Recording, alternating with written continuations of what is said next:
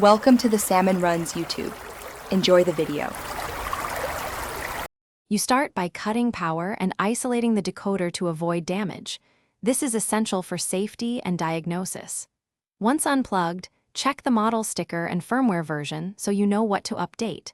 Put on an anti-static strap and remove the case screws. Work methodically, keeping screws in order.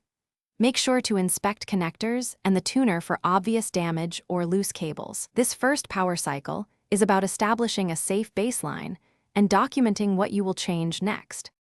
Once the case is off, focus on the tuner and power board where most failures occur. You'll carefully inspect connectors for corrosion and check electrolytic capacitors for bulging. That reveals the why behind intermittent symptoms.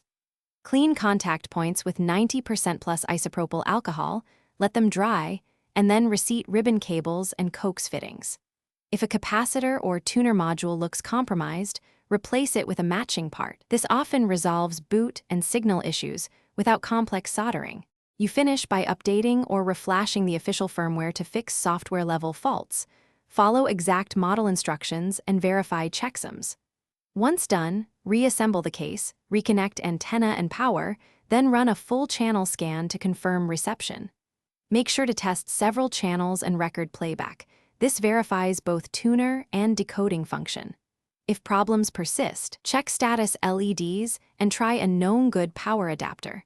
Bad supply voltage is a common remaining culprit. Thanks for watching. Consider subscribing if we helped you.